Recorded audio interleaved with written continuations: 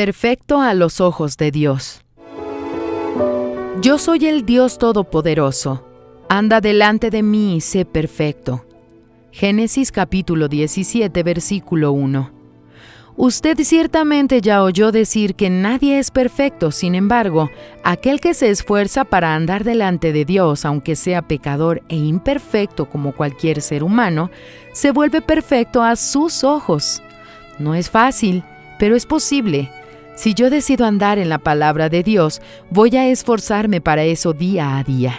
Sin embargo, si me coloco en la mente que es imposible vivir dentro de la palabra de Dios porque nadie es perfecto, ¿para qué voy a esforzarme cuando sea tentado? Solos no lo logramos. Para eso existe el Espíritu Santo.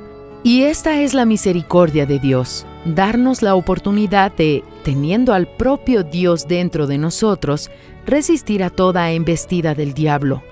Por tanto, tomad toda la armadura de Dios para que podáis resistir en el día malo, y habiendo acabado todo, estar firmes.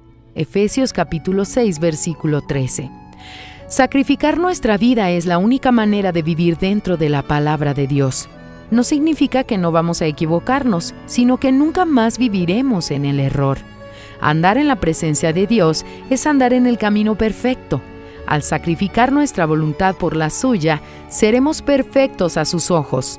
Después de todo, este mandamiento que yo te ordeno hoy no es demasiado difícil para ti, ni está lejos, no está en el cielo para que digas, ¿quién subirá por nosotros al cielo? Y nos lo traerá y nos lo hará oír para que lo cumplamos.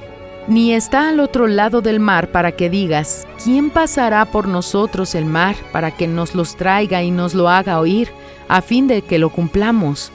Porque muy cerca de ti está la palabra, en tu boca y en tu corazón, para que la cumplas. Deuteronomio capítulo 30, versículos del 11 al 14. La palabra de Dios es simple.